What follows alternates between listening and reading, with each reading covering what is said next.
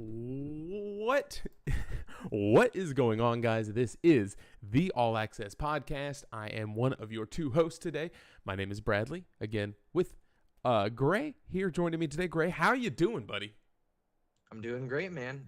Glad to be back. I know we were working through a few technical things there to get off the ground tonight, but I'm glad we're here. To say the least, we were working on some technical issues, but this is the Allaqcess podcast, your home for sports in the Queen City, Charlotte, and the Carolinas. We talk about everything from NFL news, fantasy football, but most importantly, the Carolina Panthers, your Charlotte Hornets, Charlotte FC. We even talk about a little bit with Gray and the Carolina Hurricanes. So, Gray, how's your day been so far, man?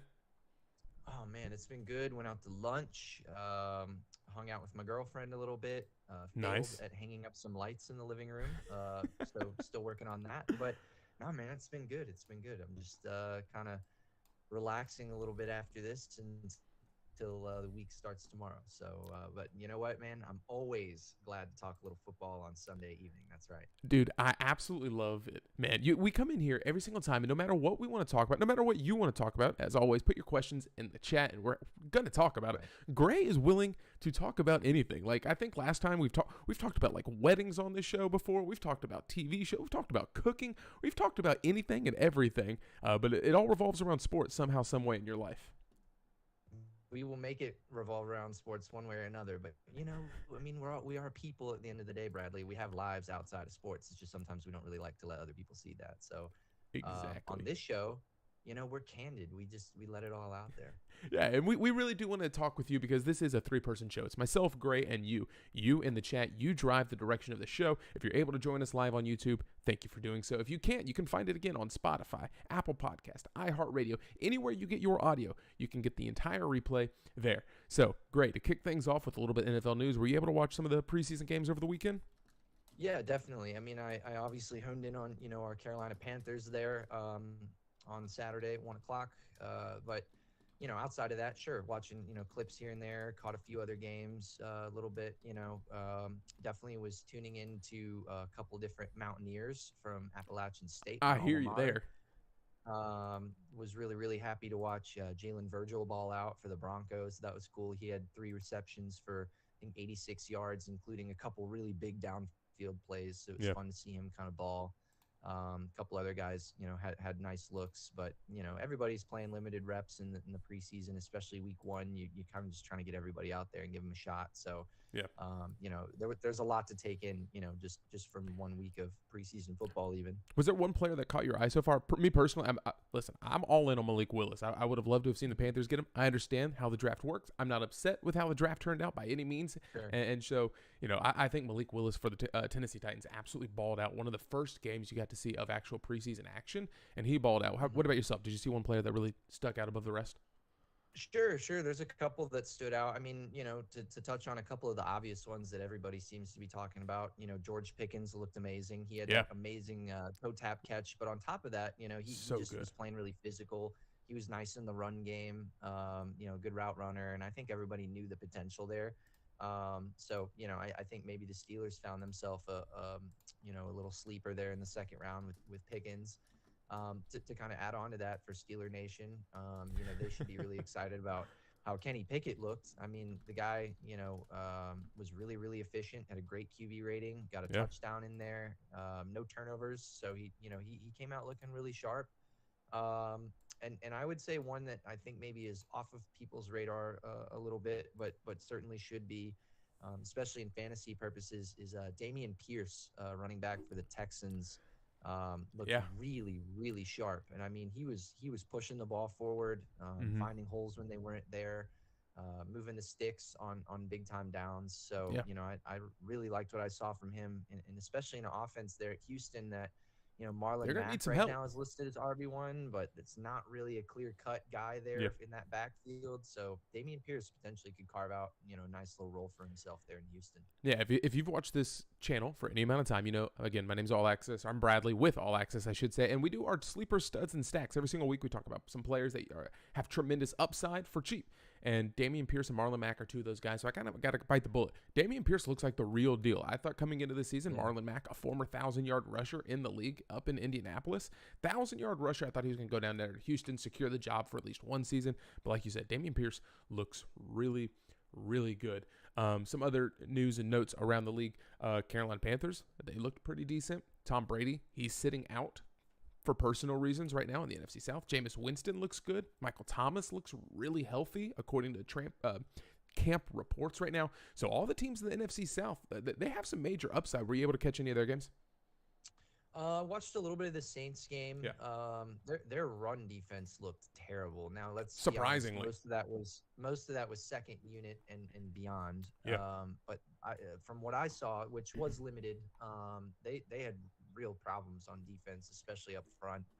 I do think there's a lot of upside for the NFC South though this year. Obviously Tampa Bay comes in with a cast that's ready to win it all. The Panthers have quite a bit of upside and a lot of young, really talented players.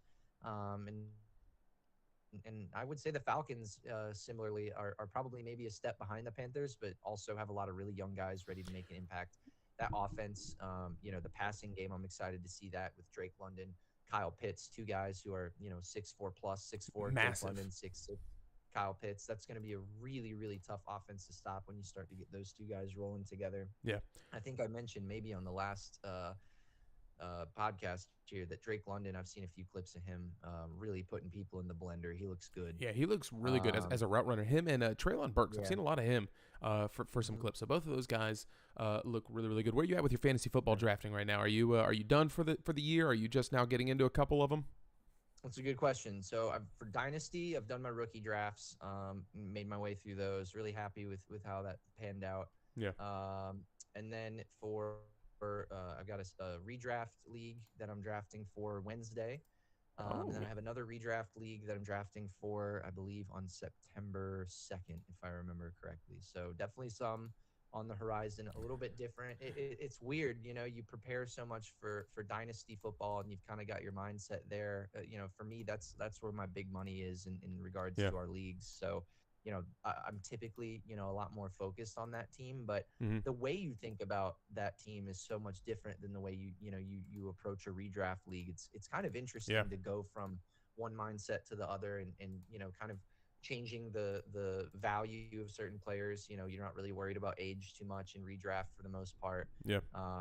There's just a lot of different things to think about there that you don't or do factor in with Dynasty. So, I kind of like the change up there, and the next two drafts I have will be a little different than the ones that I've already done this offseason. Yeah. So I mentioned it to you. I think you said you were looking for one for a league a couple weeks ago, and I'm like, man, I'm in more leagues than I can handle, and I'm usually not that guy. I'm usually like a one league, maybe two league kind of guy, because at some point you're just cheering for every single player on the planet to have a good game. Like if you're a guy that decides, hey, I'm going to be in 8 leagues this year, you do you.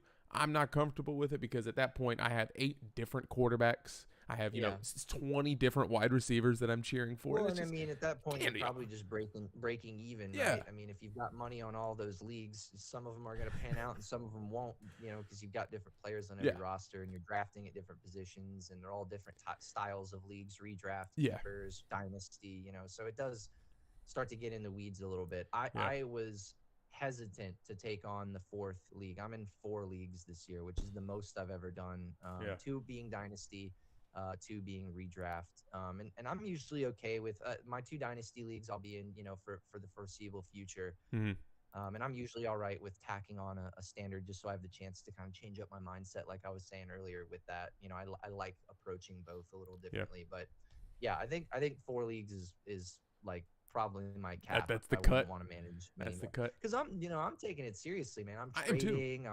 I'm hitting the free agency market. I'm constantly trying to, find a little piece here and there that can make that roster better. So for me to do that for more than 4 teams, it starts to get a little overwhelming. Yeah, we did a Dynasty Draft. And it was one of my first times being able to like actively have people that were willing to trade draft picks in this Dynasty League. And dude, I think I made out pretty good. I went with higher, like I told you, man, it's 14 teams, 33 rounds. That's insane. And there's defensive players like we're in round 25, and Nikhil Harry was the last wide receiver that just went off the board. That's insane to me. Wide receiver 4, maybe 5 in Chicago right now.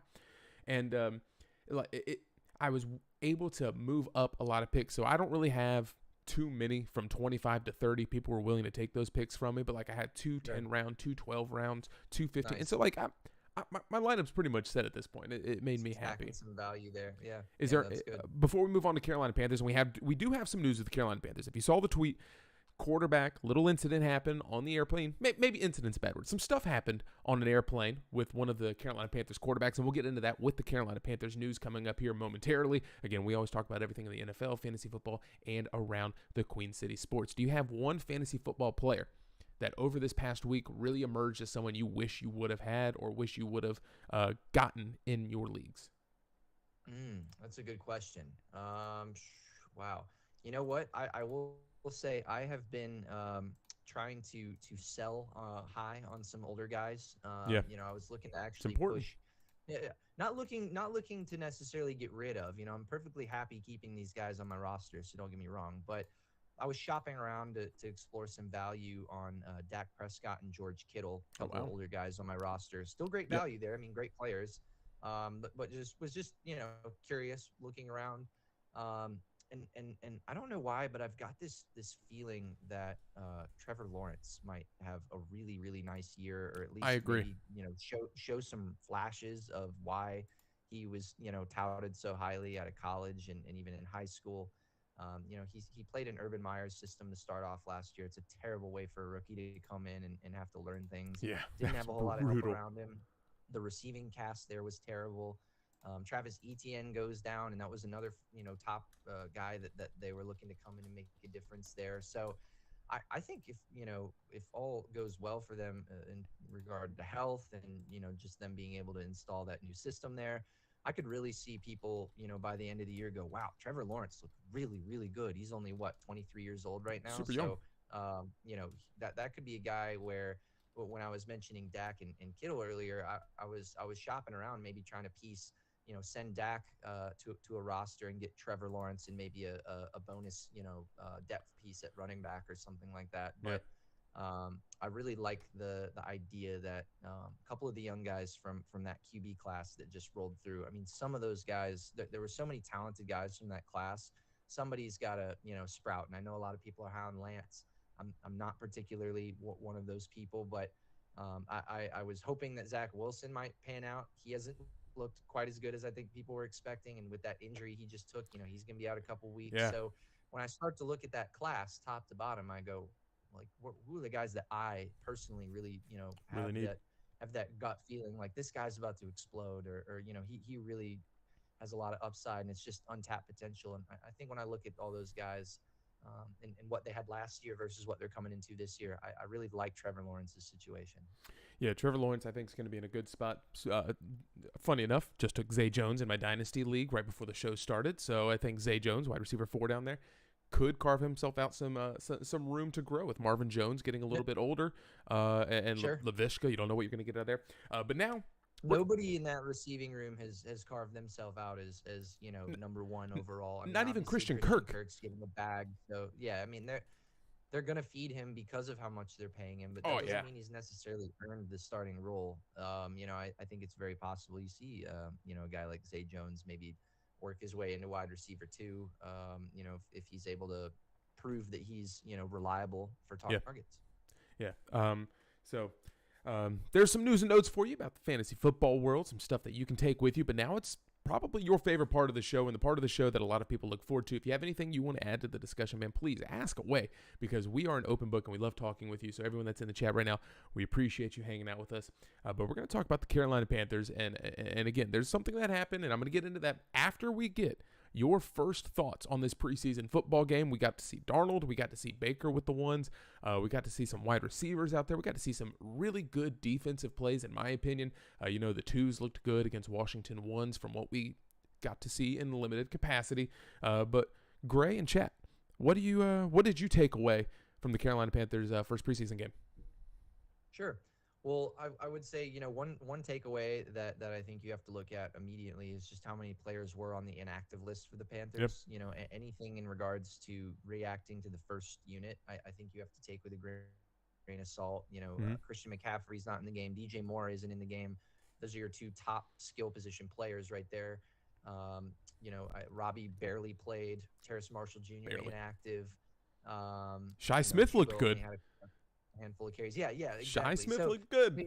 really, that gets me into the idea that even the first string offense really isn't the first string offense in that game. It's a handful of those guys. So, I think for what was on the field, I thought they looked pretty good. It was nice to see Baker convert a few third downs. I really liked the play draw up from McAdoo on a couple of those situations. I obviously think it was disappointing for Baker as well as everyone else that he didn't cap that first drive with a touchdown. You can tell that tough. He really wanted to, but it came out in points. And, I think you clean up a couple of those miscommunication things. On a third down, he threw an out to the sideline. The receiver ran a flag. So that's a dead play. Mm-hmm. And then, you have the botch snap, and that's another dead play. So, I mean, you eliminate those two dead plays, you give yourself a really good chance to go down there in the red zone and score. And really, that's just going to come with more reps. And that kind of carries me into my second thought in regards to the game. And that is, I think a lot of these guys look really good. And I think that we'll have time, here on this podcast to get into some more of those positives. But, one of the things I really noticed right away is I'm not a huge fan of how the coaching staff, whether that's Matt Rule as an individual or whether it's a joint effort. I'm not in the room to be able to make that determination. But I would love to be, though. How they're splitting up the reps for the quarterbacks and the offensive lines specifically. You've got Baker Mayfield coming in playing one series. That's fine. You've got Sam Darnold coming in playing about a series and a half. That's fine. But PJ Walker comes in and plays the majority of the game. Way too much. Throws the most passes by far with 19 attempts. I think Matt Corral was second with 9 attempts. So PJ Walker's getting the majority of the reps at quarterback, the majority of the reps on the passing attempts. He's in there with guys who may not be in the starting lineup, but guys who are filling in that role, in if there's an injury or something of that nature. So, he's playing, in a pretty valuable spot where you're still evaluating those guys to get on the field potentially as starters. Those reps are very valuable in learning the offense and just feeling comfortable and getting the game speed, under your belt. And so for a guy like Matt Corral, who has to step in at the end of the game with a bunch of 4s and 5s, who really aren't helping him out very much. I mean, you've essentially tossed him into a failing situation. And the poor guy still found a way to move the football down the field for a game-winning drive, even if he didn't technically have to complete a pass. He still willed it down there. He scrambled out, got a face mask call, and kept the play alive to move the chains that way. I mean, he found any way necessary to get the ball downfield, and I thought that was a positive. But I did not like that they threw a rookie out there with a bunch of guys who aren't going to help him out at all.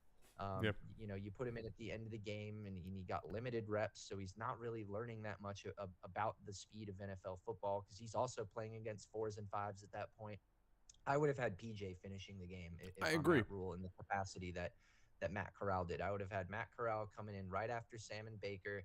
He's fresh. He's just watched them come off the field, so he's got a sense of what those two guys, the potential starters, are doing and how they look and how they're commanding that offense. And you give him a chance to play as long as he looks comfortable. And if he's struggling out there, then you've got PJ to fall back on, and he can finish the game. And if he looks great and he's slinging dimes, then you can leave him in there and build his confidence up and kind of let him take that next step. So I was not a big fan of how they handled that. And then I'll let you go, Bradley. And after the last thing was the offensive line. They once again opted to keep Icky on the sideline and roll him out there with the 2s and 3s. I am still a pretty big believer that Michael Jordan and Pat Elflein are not starting offensive linemen in the NFL. They're just not at that caliber. And so to put Michael Jordan has some moments, but he's certainly not what we want or what the fans are expecting to see come out here with the ones at this point. I don't think you're going to get it done with those guys. I really don't. And so, I don't think there's any point in going out and signing a guy like Bozeman and drafting a guy like Icky and developing a guy like Brady Christensen if you're going to continue to find excuses to put Michael Jordan and Pat Elflein in the game. I don't get it. Cam Irving's it should be cut from the team entirely. I just don't think those guys get it done. And so for me, it's frustrating. It's obvious. It's obvious that the solution is put your best 5 guys out there and allow them reps to get used to playing next to each other and figuring out where they work best together. But there's no reason to keep your best guy on the sideline just because you don't think he necessarily fits in at left guard or whatever. I mean, I've seen Brady Christensen play left guard, and the guy can get it done. I watched Icky in that preseason game on Saturday get plenty of good reps at left tackle, and playing very, very physical. So I think you just have to put your best 5 out there. Yeah. And let them get used to playing next to each other, and let them, discover for themselves their, each tendency. If you keep switching it and rotating it, no one's going to get comfortable with one another. Yeah, exactly. And of course, camaraderie and being an offensive line, you are a cohesive unit. They talk about it all the time. You have to understand what move is Pat going to make, or what move is Brady going to make, what move is Taylor going to make, what step are they taking, who are they watching. And if you have this continuous rotation, I know Matt Rule has given us the line of, what was it? 32% of teams last year. It was some off the wall number like that, where it was like 32% of teams started at least 12 different lineups of the offensive line last year. Carolina Panthers just happened to be one of the top 5 offensive line rotations last year with injuries and everything else that was going on. But like, fix that. Don't keep moving around puzzle pieces. Go with one, set it, and let them work together. Because I mean, it's so important to know where everyone's going to be. Sure. And then, from there, it's okay to, plug and play guys and allow guys to be ready for the next man up. I mean, I'm not saying that they should be completely unprepared and just play these 5.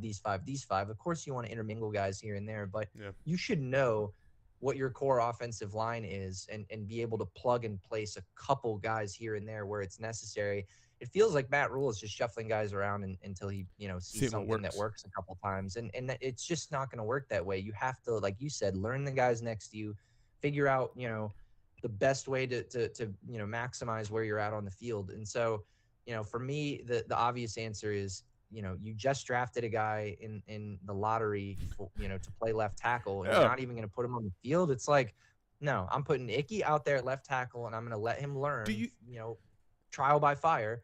And I'm putting Brady inside at left guard. I'm going Bozeman, who I just signed to upgrade my line at center. I'm frustrated that we're not seeing more Bozeman. And crazy. Austin Corbett.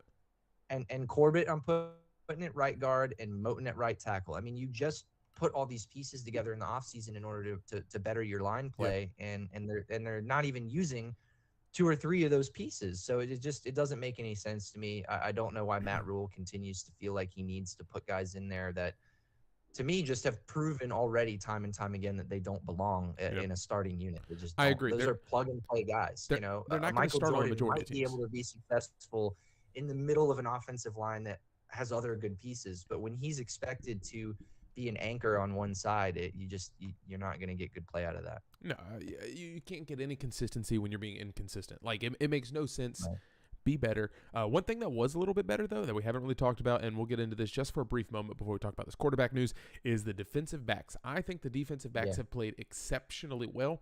They're tackling hard. They're being aggressive. And again, you can only get so much from the 2s and 3s, right? But like Jeremy Chin had some really good plays. He was being aggressive at the line of scrimmage. I think I saw 2 or 3 tackles that he actually made that were really, really good, or plays that he made. Maybe not tackles. But the defensive backs looked significantly better than I anticipated them being, not only in camp but also in this game. And I just want to remind people, Xavier Woods and Jeremy Chin, they've said they could be some of the best pairs of safeties in the league.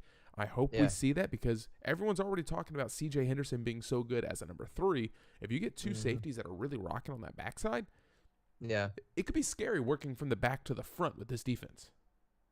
I absolutely agree. It's starting to get built similarly to how Seattle's defense was under Scott Fitter's tutelage. It looks similar. It does, and so I think people are going to realize Xavier Woods was a monster pickup for us. Justin Burris is a nice plug piece, but just isn't a guy that I would expect to play every down in the NFL at starting safety. And so you get Xavier Woods to help out with that essentially, and then Chin in my opinion is building towards a really, really impressive pro career. I think he has Pro Bowl potential, and I think he is right at that point where he's starting to reach his potential peak. So I'm excited to watch those guys work together. And Chin's a guy that's listed at safety, but if you watch that preseason game, he's all over the field. They line him up at Love him as a linebacker. They blitz him. They put him deep in coverage. I mean, that dude knows how to play all 11 spots anywhere on defense. Yep. And that's an exciting piece to have. Oh, yeah. And then, you keep working down. Like you said, you got Dante, CJ. We didn't even see, JC play, but the three of those guys lined up next to each other is dangerous. And then you toss in some of those extra, dime pieces or quarter looks. You got Miles Hartsfield, another App State guy who looked fantastic. Tay Hayes has come in and absolutely balled. Hayes got a pick on his first day of camp when they signed him, and he led the defense in tackles in that first preseason game. 5 tackles, 5 solo. Let's go Tay Hayes. He's a depth piece, but he looked really darn good. And I'll tell you what, the linebackers impressed me. I think Frankie Louvu is poised for a monster season. Yeah. I'm a huge Frankie Louvu guy. Anybody who knows me personally knows that. I've been preaching his name since before last season. Yeah, Brandon Smith, another linebacker. I don't know if you got to see any of Brandon Smith, but they did a little piece on him, and they're talking about how fast and how long he is. So they talk about how good of an athlete he can actually be on this field, and he's a freaking laser beam and a dart running around that field. I absolutely love that too. I think the pass coverage from our linebackers is going to be a lot better this year too. Shaq Thompson is a great all-around linebacker, but I think Frankie Louvu has really made an effort to improve his pass coverage. He got several interceptions in camp.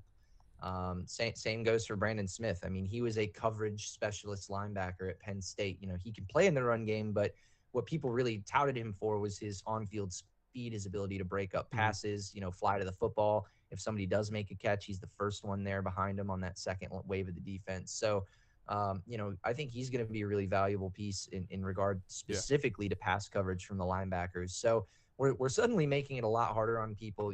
If our front four don't get there, in the first couple seconds, our back, enough coverage to make it a couple back seconds. 7, they're really gonna put the pressure on and make it difficult for quarterbacks to find open lanes. So I'm excited about that. I do think probably the weak spot of this defense is the edge rush. Still time to address it though. Still time to address it. Other teams will be making cuts. The Carolina Panthers could sign someone as they've done in the past.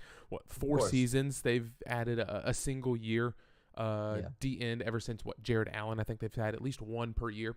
But this is the All Access podcast. We're currently talking about the Carolina Panthers. If you have any questions, comments, concerns, put them in the chat. We would love to talk about it. Now that we've, I'll tell you what real quick though. With the D ends, one thing that's interesting with those guys is Burns obviously is the anchor, but you have 3 other guys in my opinion. 3, there's others there, but if you can get 12 to 18 good solid snaps out of these 3 other guys, each of them, I think you potentially don't have to worry too much about that. Now if a guy gets injured or somebody's not really pulling weight the way that we expected them to, then that unit does suddenly get pretty thin. But I really like, I think Itur is looking to have a really solid year. He's starting to get a lot more flexible where they can line him up inside and outside. They use him in a lot of if they have 5 guys down, they're using him kind of on that between the D end and the nose tackle. They're kind of working him into those lanes. And then on top of that, I think Marquis Haynes is a really, really physical presence out there. Glad nothing was wrong with him getting carted off. Yes, I was about to say, I know he had that injury scare, but assuming everything's good to go with him, I'm really excited to see what he brings to the table this year. And then lastly, I thought Amari Barno showed some real flashes in that preseason game. Can I just say they need to retire number 90? So it was a little uncomfortable seeing Barno in 90, but yes, he had a tremendous game. It gave him the extra lift wearing that 90. Yeah. I heard some people say he's a little thin to be wearing that 90. He's too slim. He's a little slim for that 90, but I'll tell you what, he is an absolute rocket off the snap. His first step is crazy. He definitely on that pick by Duke Dawson, Barno completely beats his guy off the step with a nice little shoulder dip move, works his way right inside, outside, but kind of banks back inside and gets a hand right on Heineke's shoulder as that ball's coming out and totally, affects the passing lane there. So I think Barno is a really exciting piece. And I'll tell you something else. If I'm a defensive coordinator, I'm looking to potentially, especially on obvious passing downs, get Barno and Burns in the game at the Lot of same speed. time. Because I'll tell you what, Burns on his own is a scary, scary person to try to guard on the outside. He is lightning fast. And you put a guy on the opposite side who is technically faster than Brian Burns just on pure field speed, and Barno, and you have those two edges with that much speed. You know, again, I say on obvious passing down because you don't want to give up too much physicality in the run. But, man, I would not want to have to be, you know, a quarterback checking those two guys on my outside because you only have a blink of an eye before one of them's, you know, right on your butt. So they say you get, 2.5 seconds to throw? It's going to be a lot faster than that this year, I hope. I think that unit is gotten a lot scarier. And they already were, you know, pretty talented group last year with some injuries to the unit. So the defense is on the right path. You know, if the offense can put a few things together and you know, really QB and offensive line play, you know, I think this team has a definite shot to make the playoffs. You know, if anything, you know, certainly should compete in the division. Yeah. Well, I'm excited to see game 2. Going to be very exciting to see exactly when these number 1s go a little bit longer. Even the 2s go a little bit longer. We'll see where Matt Corral goes out. But now, I mentioned it on Twitter, and I'm really excited about this. I asked you a question, and I don't know if you know what relevancy it has, but something happened, or some people saw some things happen on the Carolina Panthers flight back to Charlotte, back to the Carolinas, coming back to the home of Allaqcess Sports. You know, I'm in a position where I have an insider. I'll say that. An insider was on the plane and saw something that happened. So, have the Carolina Panthers... I'm not aware of this, by the way. You are not aware. No one is aware of exactly what it is, but I have the text here in front of me from this insider. This is a very reputable source. Have the Carolina Panthers, Gray, have they named their captains this season? To my knowledge, they have not. Okay. I am also under the understanding that the Carolina Panthers have not officially named their captains of this season. On the flight back, there is one guy that I'm excited to say was sitting with several other captains from previous seasons and some fresh faces this year that were sitting on the plane with coaches in first class, not with the general public, a.k.a. second, thirds, and fourths in the back of the plane. In the back of the plane did include Sam Darnold, who was sitting back there. Sitting at the front of the plane with the coaches, the coaching staff. We had Christian McCaffrey. We had Trey Turner. We had Brian Burns. Jeremy Chin, and when you say Trey, you mean Moton? Oh, Taylor Moton. Taylor Moton. I'm trying to read and talk at the same time. Taylor Moton and Baker Mayfield, who was surrounded by coaches. They were having in-depth conversations. They were asking him his thoughts on what happened with the offensive line. He was the last one off the flight with the coaches. And they kind of had a player breakdown meeting concerning some captain-esque activities with CMC, Baker Mayfield, Jeremy Chin, Brian Burns, Taylor Moton, and quote-unquote, another guy that he couldn't see. Would you say that is a possible captain situation? Sure. I mean, maybe. In my experience, it depends on the roster. A lot of coaches allow their own players to pick the captains. So, you know, it's certainly possible. I think more than anything, it just speaks a lot to the respect that people already have for him. I mean, if you think about it, Bradley, he hasn't even been in the building for, 4 weeks, if that. And already he's sitting up at the front of the plane with coaches, with captains of the past, you know, making his impact felt. Dante Jackson spoke in an interview recently and said, you know, Baker's got guys talking out here on the field that I've never seen talk like that before, but he's bringing it out of them. And that's the type of presence that, you know, I mentioned and you mentioned, I think a lot of people knew that he was going to bring and we're excited for, you know. So I think more than anything, you know, does it mean that he could be a potential captain? Absolutely. In fact, I think if he shows up, you know, this late in the summer and wins the starting job and wins the respect of the players that fast, then hell yeah, he deserves to be a captain. I would love to see him as a captain. Sure, absolutely. But outside of that, you know, I think the bigger conversation there is just the idea that, you know, Sam Darnold, take away the play, don't, regardless of what he's doing on the field, he simply doesn't seem to command the team the same way that Baker does. And I don't say that to belittle anyone, but I mean, come on, people have different personalities. Sure. And you watch the way that Baker carries himself and the way that his teammates respond to him. Yep. And you can see Sam, attempt the same things. And it's just, it almost looks like one is forcing it and the other one's been doing it their whole life. And to me, that's a huge, huge difference. And so I think not only are the fans excited to, cheer for Baker, but I think the players are excited to play for Baker. Yep. And Agreed. that type of attitude only naturally elicits, kind of a captain mentality, if you will. So I regardless of if it was a captain's meeting or not, I'm excited for that. It means that he's gained the respect of that locker room in a very, very short period of time. And you don't do that unless you're a charismatic guy and you're performing on the field when you get your reps. Guys don't respect you if you don't make your reps count. And so for him to step in that door and demand attention like that, I mean, he's got to be doing something right. And from what I saw in the preseason in that first drive, outside of a couple communication issues that would be solved had he been getting 80% of first team reps rather than split 50-50, those things don't happen. So I think it's time for this coaching staff to say, you know what, we made this push for Baker. We made this trade to go get him to give us a chance to win. And he's proven to us that he is that. And so we're going to give him the nod. And, we'll, whether they keep Sam or they stop him or whatever, I think you can't deny when a player just simply is outperforming another. And I know Sam got the touchdown, but on a short field or whatever, but when he's out there, to me, it feels different. I'm comfortable, even in that first drive, I felt comfortable when Baker got under center. And when Sam steps out there, you can't help but just wonder what's going to happen. And that's not a good feeling for a fan. That's not a good feeling for a coach. And it's not a good feeling as a teammate. So, it's not to, drag Sam down, but I think the Panthers have, potentially found at least their temporary solution in Baker. And if he balls this year, potentially their long-term solution. Yeah, I mean, people forget he's still very, very young. I mean, the same thing we said about Sam Darnold, unfortunately. He's still draft class very Sam young. Darnold. Yeah.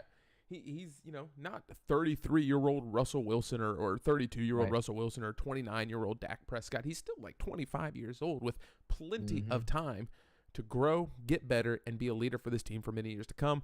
Let's hope that's the situation. Let's hope Sam. And then you draft Matt Corral. You have him grow behind Baker a little bit. I mean, you've put yourself in a really good situation if you're the Panthers right now, especially if Baker pans out. Right? You want to have more quarterbacks in the QB room than you know what to do with. I mean, that's a good situation to be in, right? So if Baker ends up balling out and Matt, is able to take those next steps behind him, and obviously, I think it's looking to me like Sam will probably not be a Panther after this season once his 5th year is up. I think that really affords you the liberty of, having a solid quarterback room, Baker and Matt. Let Matt build off of Baker. Let those guys jive off of each other. And by the time, maybe Matt's ready, Baker will, be kind of waning out, Jordan Love's played backup quarterback on the Packers now for what, like 4 seasons? Oh, yeah. And so, you might see a situation where Matt Corral sits 2-3 seasons, and then maybe they get rid of Baker and Matt comes out and he's, 4 years ready. And he comes out with a lot of experience. So. Yeah. Let's hope that's the case. Let's hope he looks good. Someone had mentioned something the other day, and as we start to wrap up the show, I'll just ask you your thoughts. Someone had mentioned Matt Corral has the strongest arm in the Panthers QB room.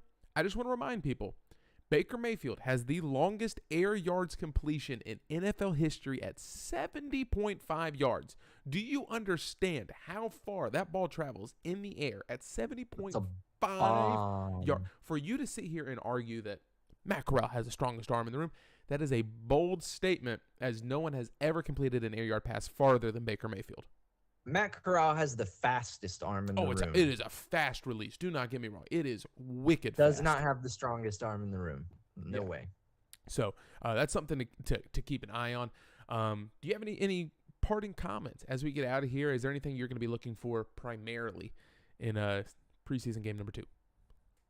That's a great question. Thanks, man. I appreciate you telling me when I have good questions, by the way, because, it is. I just like to lead. That's a good question. Preseason game 2.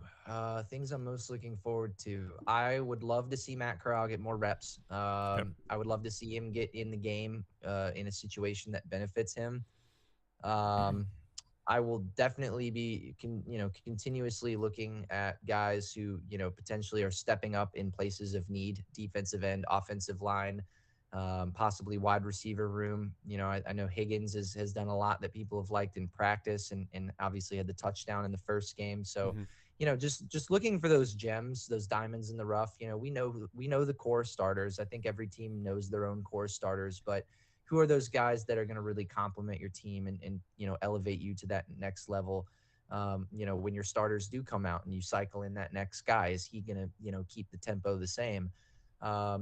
I think, Cade Mays is a guy I was impressed by in week 1. I'd love to see him come out and ball in week 2, just stack one good performance on another. I'd love to see Icky out there, more and just see, hopefully the game starts slowing down for him a little bit.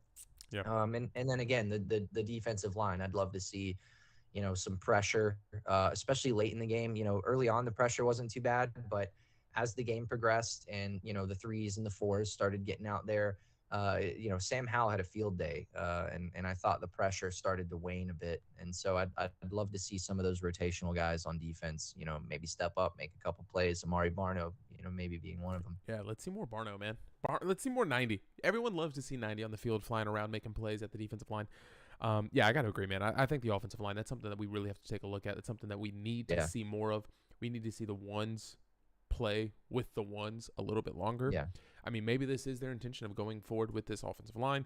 Many people will say that it's probably the wrong call because we all want Icky, we all want Bozeman, we all want, some of the guys that we're not currently seeing. The new faces, everybody, we see the same thing failing, so you automatically think to yourself, well, what else do we have to try? Is there anything else that we could plug in there? And when you see a guy like Cade Mays, for instance, come in on the 3rd unit and bully people, you say, well, why are we giving him a shot next to Timo? You know what I mean?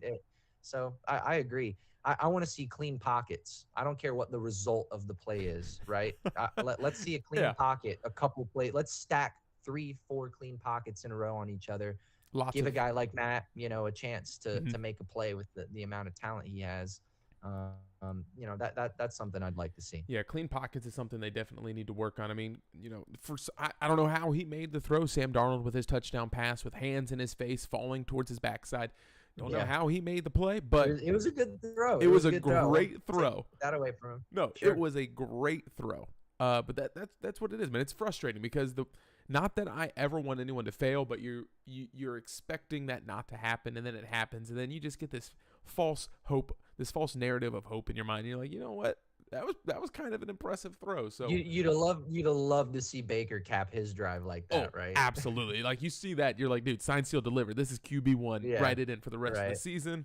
Well, I heard a lot of people saying that they gave Sam the touchdown shot because they want to get that trade value up. Wouldn't be surprised if some of the players that we're seeing extended periods of time hope that we get glimmers of success to, help their trade value. Shop them out. Any team is going to do that. It's a business. Don't forget that the NFL is absolutely a business. David Tepper did not become one of the richest men in the world, without being a little bit business smart with everything going on. Scott Fitterer isn't in the position that he's in because he's not a brilliant NFL mind as well. So, yes, I'm sure some of these guys playing a little bit longer has something to do with that. But I think that's going to be it for this show. We'll get out of here. Apologies that we are starting a little bit late today, guys. We are back on Sundays at 8 o'clock. We'll have it all worked out next week. After preseason game number 2, we'll come back here, talk about what we see. Hopefully we get more of the ones. As Gray said, we'll look at this quarterback play, the clean pockets, and some of those defensive linemen next week, yeah? Let's do it. Man, a few words signing off. You absolutely love to see it. We appreciate you watching the Allaqcess podcast. Again, watch the replays live on YouTube, or watch it live on YouTube. Watch the replays on YouTube if you missed any moment. Find us on iHeartRadio, Spotify, Apple Podcasts, and anywhere else that you get your audio. Follow us on Twitter, and we'll see you over there. Thank you for joining in the discussion. Gray, I appreciate you hanging out with us tonight, man. Always, man. Always. Hey, get in the chat next time, guys. We love hearing what you have to say. Yeah. I won't say that I'm not mad. I'm just disappointed, y'all. Like, we love bouncing off of you. So don't just let us keep spewing what we have to say. Oh, 100%. Tell us what you want to hear, and we'll totally address it. I love talking about what you guys want to hear about. Makes me feel like, I'm bringing you content that, matters to you. Yeah, so we want to talk about what you want to talk matters about. to you. And yeah, we'll focus on it because I want to talk about what you guys want to hear. Listen, we're getting more and more viewers every single stream. We average 12 viewers today, okay? I'm just saying, we all start somewhere. And averaging 12 viewers, right. Guys, throw a couple questions in there. We would absolutely love to talk about it. If you don't want to talk about it now and you want to throw it at us in the chat, find us on Twitter. You see it just underneath our faces. Yep. Gray's cute face, my awful-looking face. See it there. Throw it at us, and we will include it in the next podcast. You like the hair? I do like the hair. That's a good cut. How's the girlfriend feel about it? Is she liking it, loving it, hating it? I think she gave me free reign, man. So yeah. I think she's all right with it. Yeah, I feel like the response has generally been positive. So I listen. You can pull it off. You look good. No shame.